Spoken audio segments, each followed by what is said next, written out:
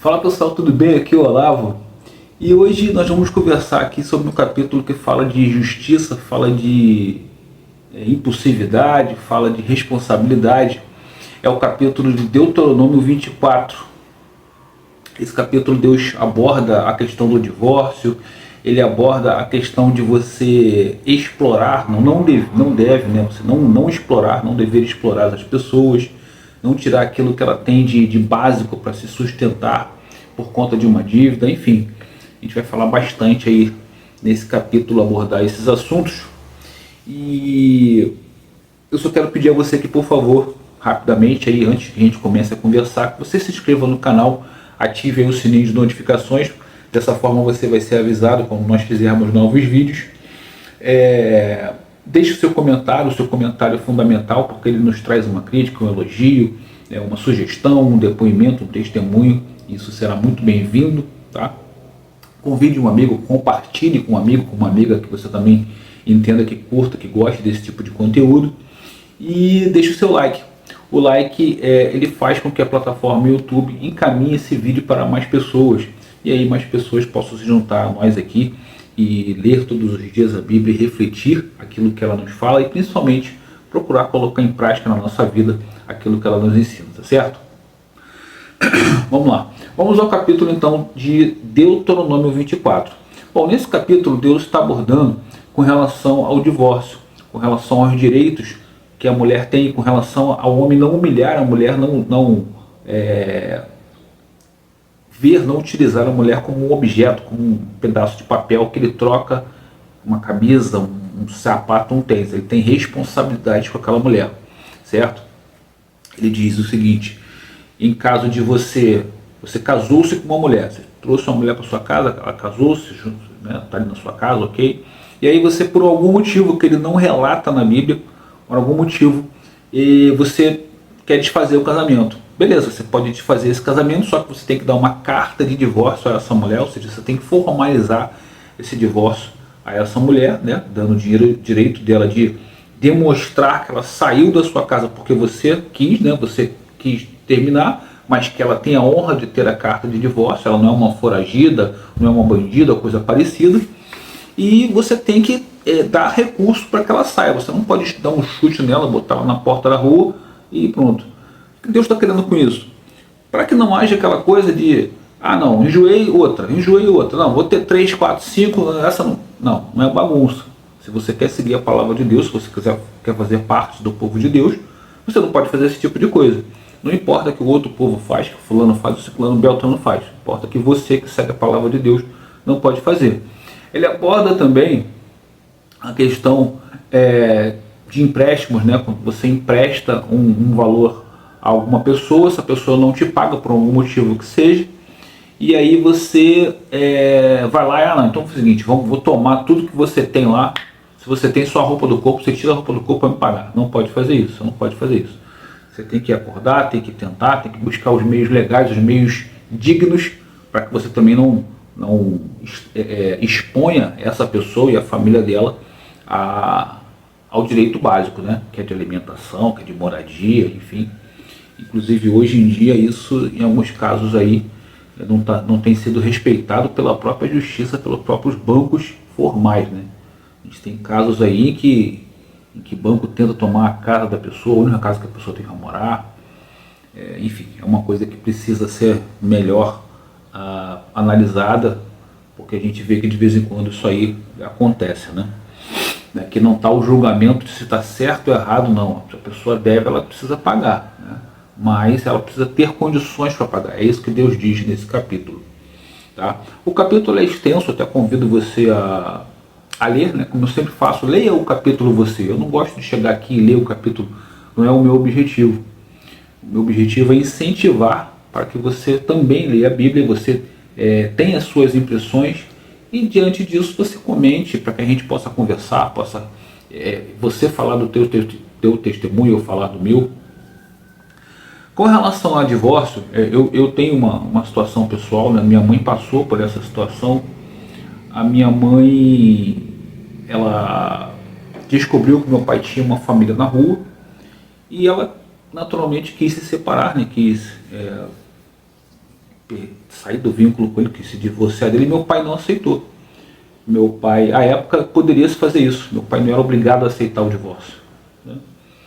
E dificultou bastante, né, a questão. Minha mãe queria se desvincular, não só por meios legais, que ela dizia, poxa, amanhã eu quero me juntar a outra pessoa, eu tenho esse direito, amanhã eu quero comprar alguma coisa, eu estou vinculado a ele porque eu estou casada com ele. E eu não quero, né? E a gente conversava muito, minha mãe conversava muito comigo, e eu falei, mãe, você está certa, é isso mesmo, você tem que fazer isso, pô. Meu pai ficava 15 dias fora de casa, ficava quase um mês fora de casa, né? Nós perguntávamos, minha irmã era menor, né, mas eu já tinha um pouco mais de noção, eu devia ter por volta de 14, 13, 14 anos. Minha mãe sempre dizia, não, seu pai está trabalhando, só que meu pai nunca tinha dinheiro, chegava em casa nunca tinha dinheiro, aí eu juntava A com B, né? Poxa, peraí, você diz que meu pai está trabalhando, mas ele chega nunca tem dinheiro, tá trabalhando em quê? Né? De forma respeitosa eu perguntava. Enfim, a época era dessa forma, né? Minha mãe dizia que inclusive que era muito difícil porque você não, a mulher ela não tinha, você imagina, se hoje, né, 2026, nós ainda temos uma sociedade extremamente machista, você imagina que era isso há 10, 20, 30 anos, né? Tem uma outra situação também, um caso de uma amiga minha, que ela, inclusive ela era líder evangélica, né, e o marido também, há muitos anos numa igreja, e eles se separaram. Ela também pegou uma traição dele, né? Aí ela ficou muito chateada, que era uma pessoa conhecida dela, a mulher, né? E aí o marido confessou, o marido, segundo ela, o marido testemunhou na igreja, né? Falou que realmente aconteceu e que ele se arrependia, e enfim, e ele estava saindo porque ele não se sentia mais digno de estar ali. Foi correto da parte dele, né? Não foi correta a ação, mas foi correta da parte dele. Só que ela falou que a Assembleia, no caso, a galera, o pessoal da igreja ficou contra ela. Ficou contra ela, disse que ela não podia ter feito isso, não poderia ter exposto. Ela expôs o pastor, o marido no caso, né? E ela falou que se sentiu muito sozinha. Ela falou, cara, todas as minhas amigas, né, entre aspas, da igreja, me viraram as costas e disseram que ele que tinha razão, ele que estava certo, que eu como mulher, eu tinha que aceitar. É difícil, né? É complicado a situação. A gente vem de uma criação machista, né? Então você vê que em muitos casos até se brinca, né, que as mulheres são desunidas, né? Os homens são muito mais unidos que as mulheres. As mulheres realmente elas têm conflito. Se você trabalhou com mulheres, eu trabalhei num ambiente com, devia ter o quê? Devia ter, sei lá, umas 100 mulheres, 100, 150 mulheres num call center que eu trabalhei, e uns 5 homens. Era a proporção era realmente essa. Cara, era muito engraçado. Realmente era engraçado, assim, porque era conflitos, bobagens, sabe? Na minha cabeça, um entendimento masculino, bobagens, disputas muito, muito incipientes, muito vazias, né? Para que fossem levadas a sério, mas era brabo, era complicado o relacionamento entre mulheres. E voltando para o tema, então você vê que o machismo impera, né? E hoje em dia você vê aí, nós temos essa quantidade absurda de agressões contra mulheres, né? Covardes, né? Homens covardes agredem mulheres. Outro dia desse teve um sujeito aí que tirou a vida de uma menina, atropelou a menina. Primeiro ela perdeu as pernas, depois ela veio a falecer. Absurdo. E o sujeito fica aí meia hora preso, daqui a pouco está solto, sabe? É um absurdo, uma covardia. A gente precisa, outro dia até o presidente falou sobre isso, né? A gente precisa ter leis mais rígidas com relação a isso, pessoal. O cara ficar preso mesmo, sabe? Aí você fala assim, mas tem mulheres aí que se utilizam disso para prejudicar homens. Cara, mas é minoria. É minoria. Se for aplicada a lei nas duas situações, olha, se você utilizar isso para prejudicar um homem e for provado, você vai ser punido. Realmente, né? Seriamente. E o homem também, né? Se o homem praticar esse tentativa, cara, tem que prender, tem que deixar lá, bufar lá na cadeia, porque é um absurdo, gente. É um absurdo. Tem situações aí de homens que fizeram isso com mais de uma mulher. O cara já fez isso com uma, fez com a outra, e o cara continua solto, continua impune. É um tipo de uma coisa que, enfim, é pecado, é abominável aos olhos de Deus, mas que as pessoas hoje fazem, né? Você vê, às vezes o cara fez e confessa e fala com a maior tranquilidade, ah, fiz sim, dá detalhes, parece que ele saiu para lanchar. Outro dia teve uma situação dessa, inclusive, o cara, o sujeito tirou a vida da menina e saiu para comer pizza. Enfim, são tantos casos, é triste isso, né? São tantos casos de agressão que a gente até se confunde, a gente confunde um com o outro, que são tantos, né? É pedir realmente a Deus que tenha misericórdia, que sabe, que de uma maneira que eu não sei exatamente o que fazer, mas ele sabe, que pare, que trave isso, né? E ele já vinha dizendo isso lá na Bíblia, nesse capítulo ele já diz isso lá naquela época, para que não houvesse essa confusão. Mas infelizmente nós somos pecadores, nós somos errados e nós não ouvimos, né? O nosso coração muitas vezes é duro e a gente acaba errando. Bom, o capítulo de hoje foi esse, tá? Então tome cuidado com as suas decisões. As decisões, elas precisam ser responsabilizadas e serão. Então se você tiver um impulso, se você tiver uma decisão que não foi pensada, a consequência vai ser levada a você. Mais do que isso, o teu impulso, a tua decisão impensada, ela pode gerar um prejuízo para outro ou outras pessoas. Então também você precisa tomar cuidado com isso. Tome cuidado com as suas decisões, procure ser uma pessoa justa, né? Nós precisamos ser assim, procurar ser justo, procurar não nos utilizarmos da fraqueza da pessoa. Até rapidinho, uma outra coisa que Deus também fala, é você não utilizar uma fraqueza de alguém em benefício próprio, né?